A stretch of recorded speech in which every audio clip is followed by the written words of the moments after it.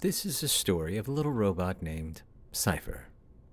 Cypher was different from most robots. He wasn't strong, good with math, or skilled with people like the others. His face was a literal canvas, a canvas on which he drew the opinions of others upon it. He thought this was the only way to live. One day, Cypher was asked to complete a formula for a scientist on creating a proton cannon. Cypher was quite hesitant and asked his boss fearfully, "Can someone else take on this task? Please?" But unfortunately, his request was denied. Cypher made a valiant effort to solve the formula. Unfortunately, true to form, Cypher made a critical mistake. As a result of this error, the scientist's facility was compromised and burst into flames. Everyone at the warehouse was so mad and disappointed in Cypher. They were tired of Cypher's mistakes. "Cypher can't even carry the boxes," one said. "Cypher can't even do any mathematical problem right," another said. "Gosh, he is even awful with dealing with customers." They all shouted their opinions, none of which encouraged him to draw a pretty picture upon his face. Feeling he causes nothing but problems, he thinks it'll be best that he should quit to save others the chore of dealing with his mistakes. As those critical words reverberated in Cypher's mind, they seemed to linger like an unwelcome melody that refused to fade away. "They're spot on," Cypher murmured despondently.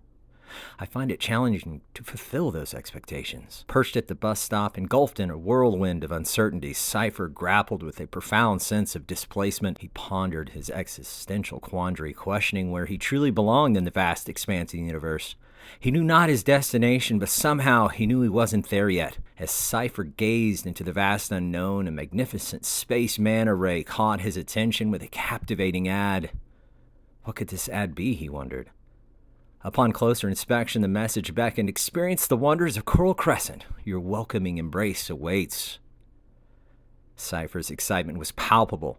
This was the moment that he had longed for, a place where he truly belonged. With a sense of urgency, he rushed up to the elegant manta ray and exclaimed, "Excuse me, Miss Manta Ray." The majestic creature halted and turned towards him, inquiring, "Yes, how may I assist you?"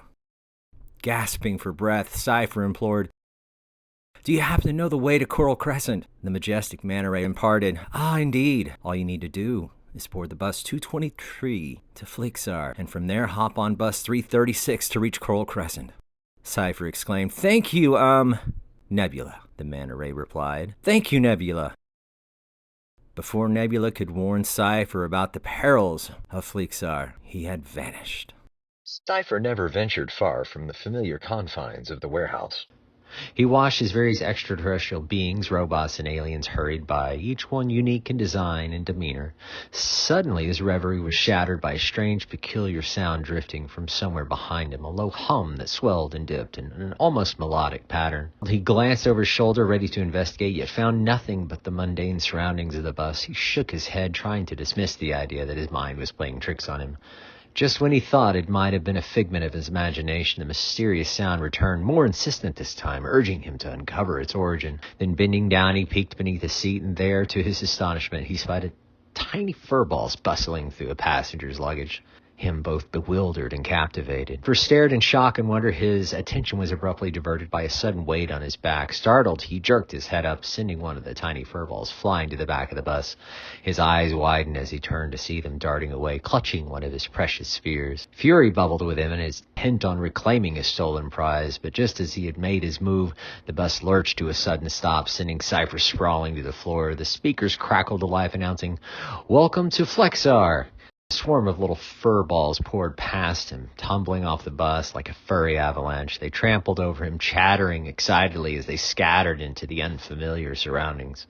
Determined to retrieve his sphere, Cypher started chasing the mischievous furballs through the bustling station on Flexar. He realized that the furballs had no intention of earning their place in paradise. Instead, their plans revolved around outright robbery.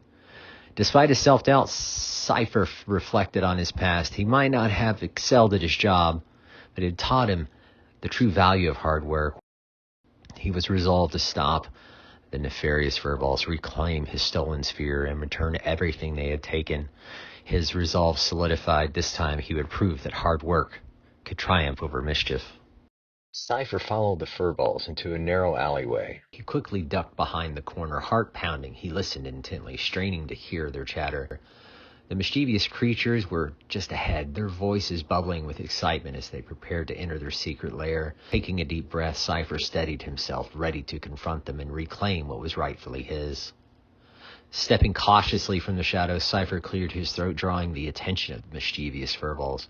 Their playful antics halted, and they turned to face him. "Hey, you little thieves," Cypher called, trying to sound authoritative despite his racing heart.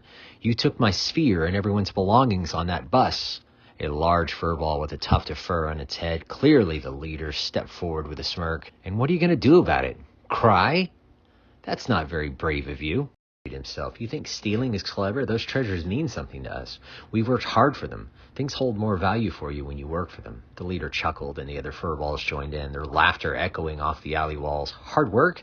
That's a funny joke. Why toil away when you can take what you want?" "Yeah, why be a boring old worker when you can be a clever thief?" another chimed in, sticking out its tongue playfully. Cypher's determination hardened, because true value isn't measured by what you steal or how shiny it is. It's about who you are and what you create. You may think it's fun now, but it won't lead to anything of value. But the leader remained unimpressed. "Why should we listen to you? You're just a stupid robot."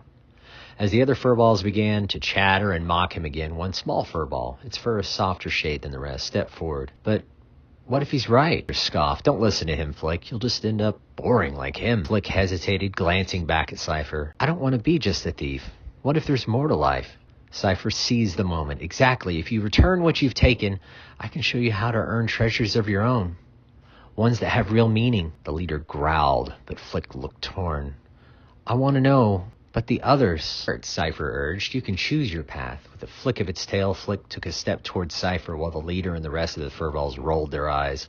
"Come on, Flick. We're going to miss the next score." Flick looked back at them, then at Cypher, uncertainty flickering in its eyes. "Maybe I'll think about it."